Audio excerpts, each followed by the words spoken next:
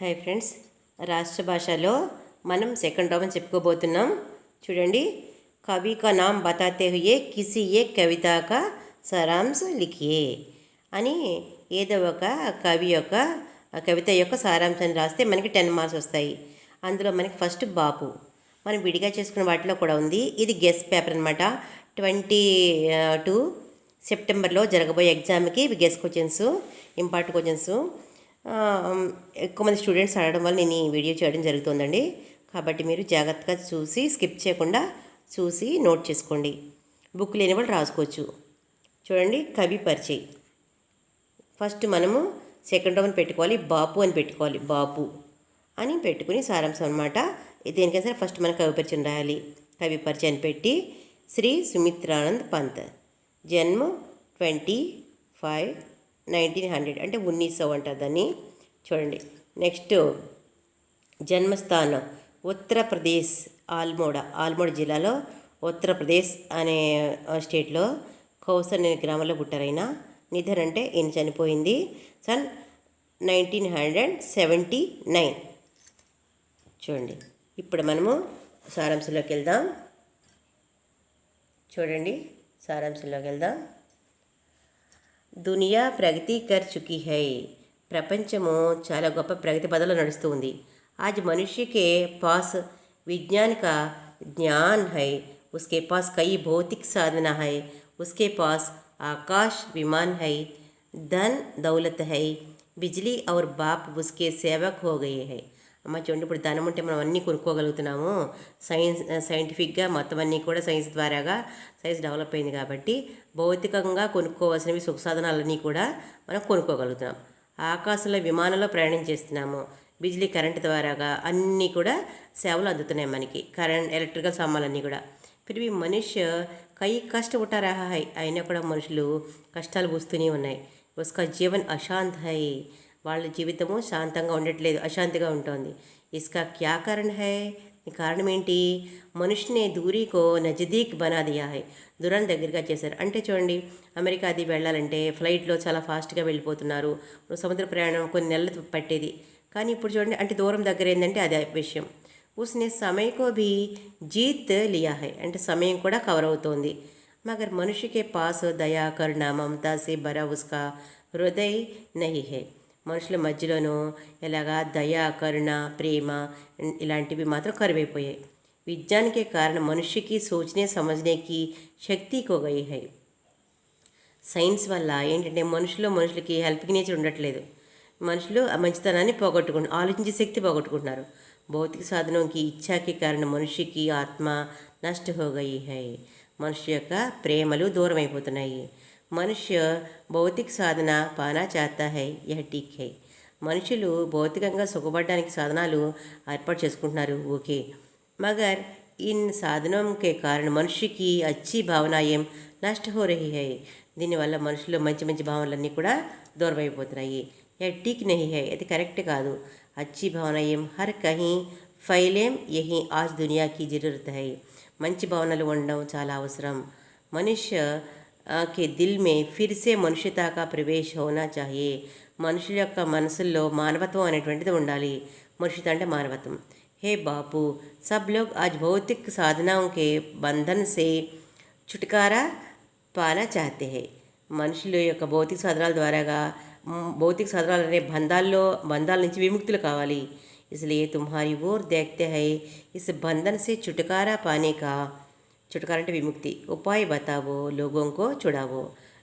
మనుషుల ప్రేమలు పెంచు, భౌతిక సంపదల నుంచి భౌతిక సాధనాల నుంచి అనే బంధాలు విముక్తి చేసి మనుషుల ప్రేమను పెంచమని చెప్పి అడుగుతున్నారు కవి గారు సుమిత్రానంద్ పంత్. ఇది రాష్ట్ర ఫస్ట్ పేపర్లో సెకండ్ రోమన్లో ఫస్ట్ సారాంశం అనమాట. సెకండ్ది కూడా చూద్దాం. ఈరోజు సెకండ్ రోమన్ అన్నీ చెప్పేస్తాను, జాగ్రత్తగా చూడండి.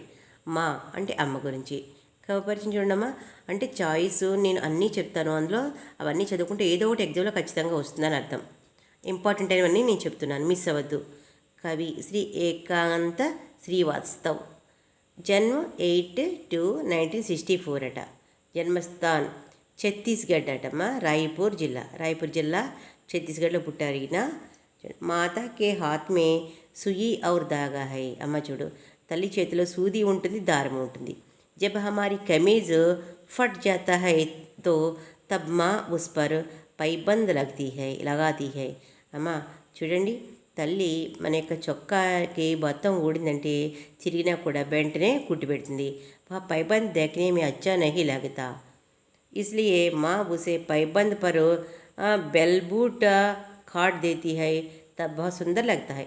అంటే ఇప్పుడు చిరిగింది అనుకోండి, దానికి కుడితే చూడడానికి బాగుండదు, ఉత్తర కుట్లు వేసినట్టు ఉంటుంది. అప్పుడు మనం ఏం చేస్తామమ్మా, దాని మీద ఏదైనా అమ్మ ఏం చేస్తే అందంగా ఉండడం కోసం దాని మీద బటన్ ఏదో కుట్టి ఏదైనా ఫ్లవర్ పెట్టి అందంగా చేస్తుంది, చేసి దాన్ని చూడముచ్చటగా చేస్తుంది అదమ్మ. ఇసి తరహమ్మ హమారా చాల్ చలన్ సుధార్తీ హై. ఇదే విధంగా అమ్మ మనకి ఏం చేస్తుందంటేను మన నడిచే మార్గంలో అంత మంచిగా ఉండాలని కోరుకుంటుంది. హమే అచ్చి బాతే సిఖాతే హై, మనకు మంచి మాటలు నేర్పిస్తుంది. హమే కుశల్ బనాతీ హై, పనులు నేర్పడతానని చెప్తుంది. ఇస్ తరహ హమారే భవిష్యకో చమకాతీ హై, ఈ విధంగా మన భవిష్యత్తుని మంచిగా ఉండేలాగా చేస్తుంది అమ్మ.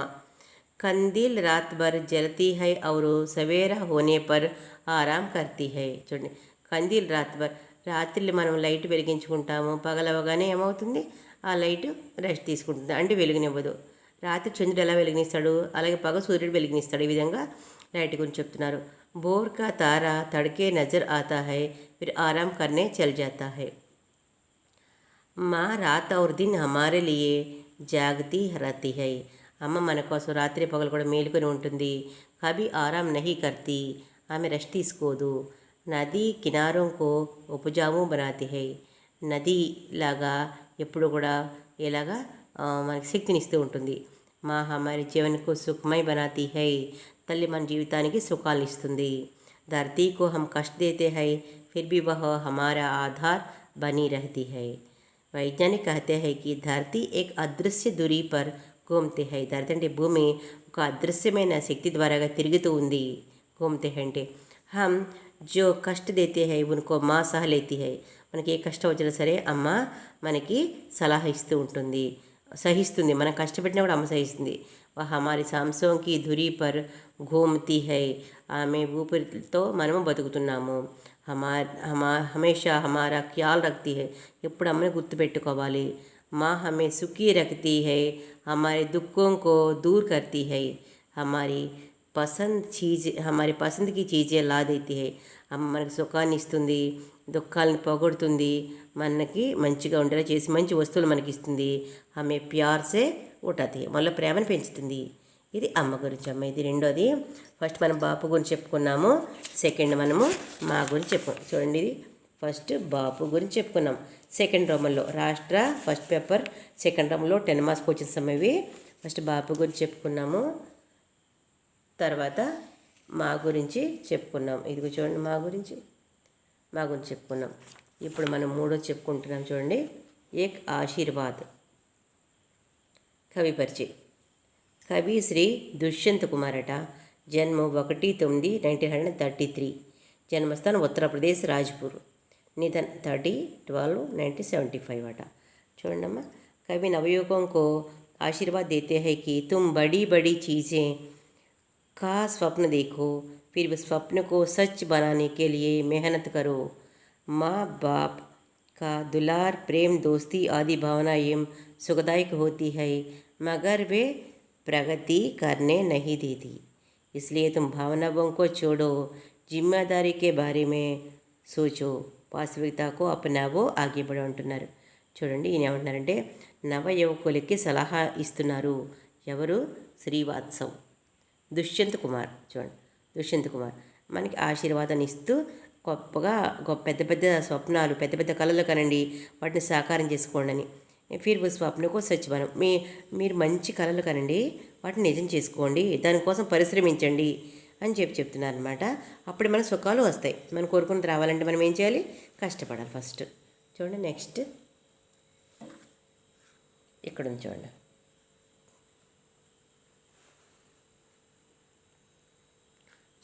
तुम जिंदगी में ऊंचा उठने की इच्छा रखो. జిందగీ అంటే జీవితంలో మంచి స్థానంలో ఉండాలని కోరుకో. ఇచ్చ అంటే కోరిక. ఇచ్చాకి పూర్తికి లియే కామ్ కరో, మన కోరికలు పూర్తి అవ్వాలంటే పని చేయాలి.